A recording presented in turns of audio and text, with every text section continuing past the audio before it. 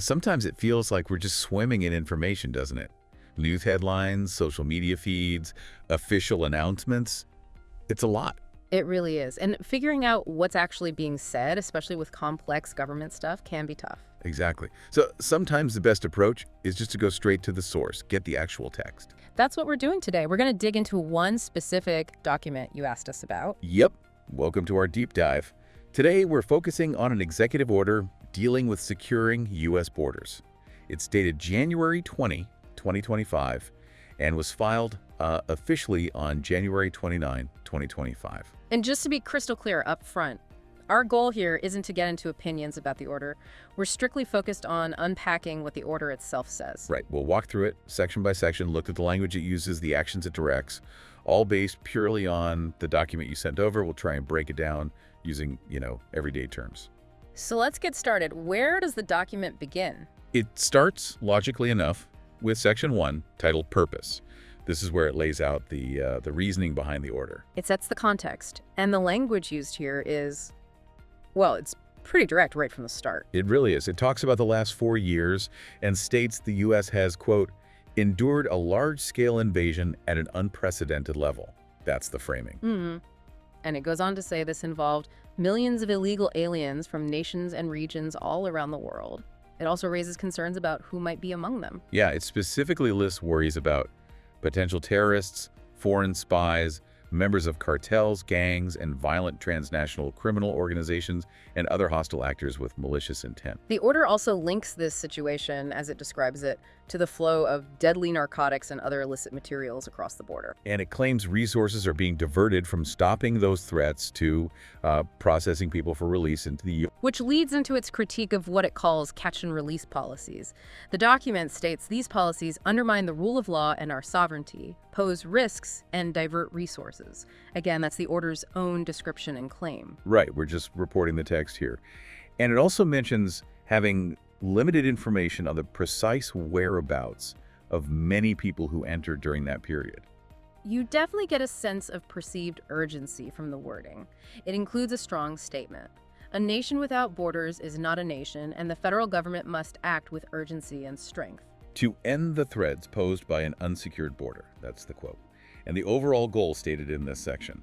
It's to marshal all available resources and authorities to stop this unprecedented flood of illegal aliens into the United States. So that first section really does lay the groundwork. It defines the problem as seen by the order's authors. Exactly. It establishes the why before getting into the what and how, which takes us to Section 2, policy. Okay, so if Section 1's the why, Section 2 is kind of the what, like the main strategies. Pretty much. It lists 7 core policy approaches the order establishes for securing the borders. Let's walk through those. First up, point A. That one's about physical barriers. It mentions building a physical wall and other barriers supported by personnel and technology. Okay. Point B. Simply put, deterring and preventing the entry of illegal aliens. Pretty straightforward goal there. And she talks about detention. Right. Detaining, to the maximum extent authorized by law, aliens apprehended on suspicion of violating federal or state law until such time as they are removed. So, maximum detention until removal. Then D is about removal itself. Yes, removing promptly all aliens who enter or remain in violation of federal law. Makes sense. What about E? That involves pursuing criminal charges, both against those who violate immigration laws and anyone facilitating them. Okay. And sounds like working with local authority. Exactly. Cooperating fully with state and local law enforcement officials through partnerships to enforce federal priorities. Got it. And the last one, G. The big picture goal: obtaining complete operational control of the borders. So these 7 points are like the pillars of the strategy outlined in this order. That's a good way to put it. They flow from the purpose section and set the stage for the specific actions ordered later on. Okay, so now we get into the real nuts and bolts, right? The following sections detail who has to do what. Precisely.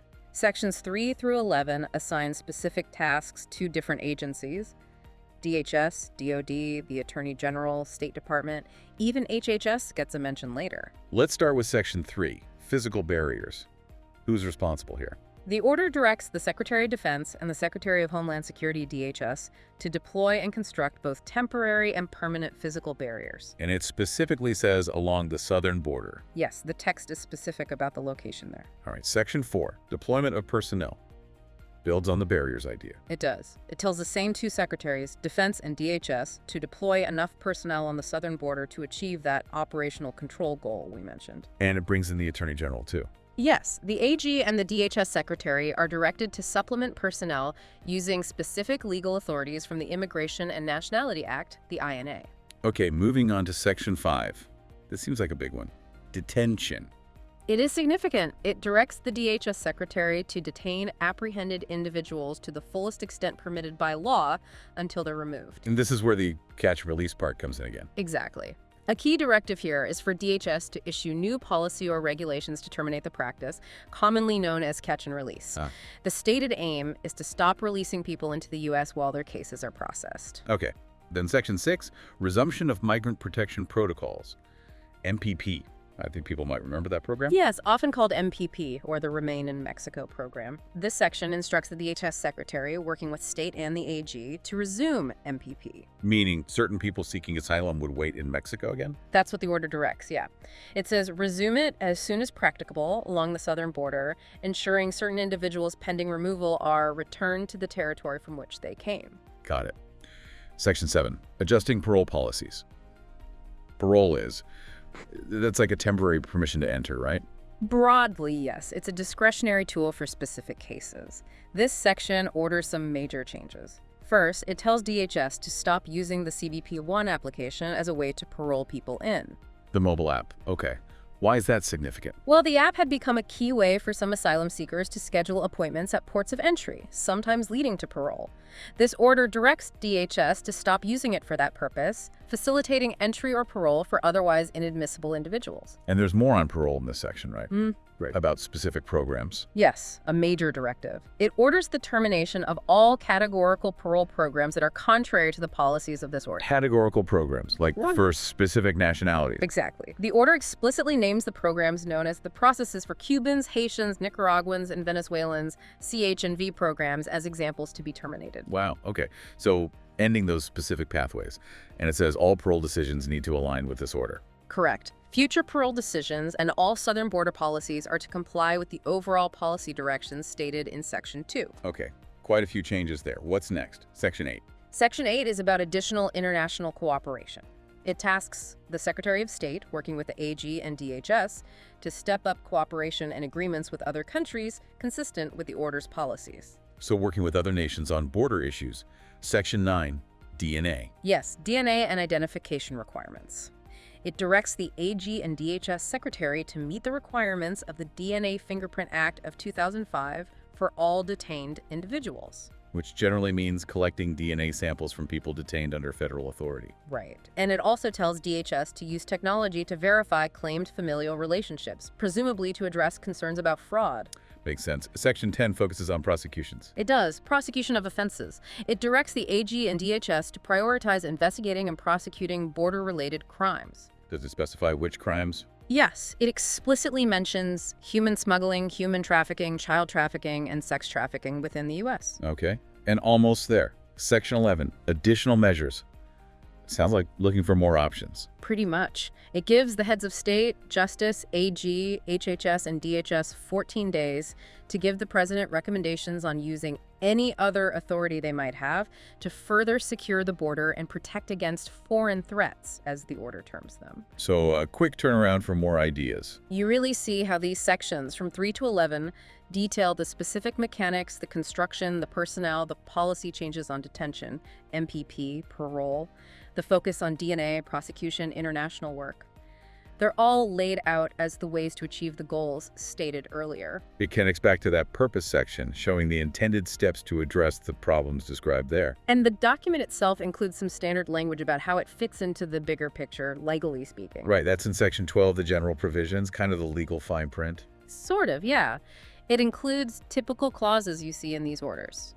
For instance, it says the order must be implemented consistent with applicable law and subject to the availability of appropriations. Meaning, it has to follow existing laws and needs funding from Congress. That's the standard interpretation, yes. Yes. It acknowledges those constraints. And another important point in this section, What's that? it explicitly states the order doesn't create any new legal rights or benefits that someone could sue to enforce against the government. Okay, so it's directing government action, but not creating new grounds for lawsuits based on the order itself. Exactly. It frames how these directives are intended to operate within the existing legal and governmental framework, according to the text. Okay, let's recap the main takeaways we've pulled just from reading this document. Sure.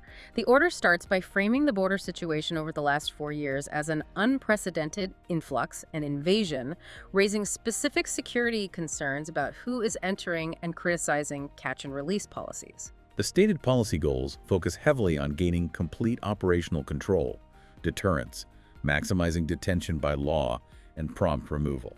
And the specific actions it directs are pretty wide-ranging, building physical barriers, deploying more personnel, including DoD, instructing DHS to issue policy ending the practice known as catch and release, resuming the Migrant Protection Protocols, MPP, significantly changing parole by stopping CBP One app use for parole entry, and ending specific programs like CHNV, collecting DNA, prioritizing certain prosecutions like trafficking, and seeking more international cooperation. Phew, that's a lot packed into one document.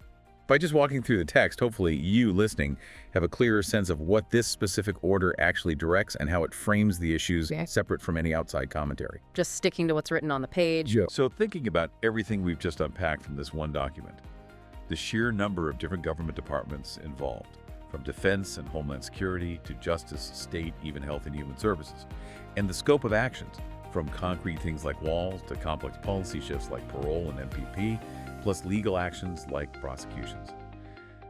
What does that sheer scope, just as presented in the order, suggest to you about the perceived complexity of the border security challenge itself?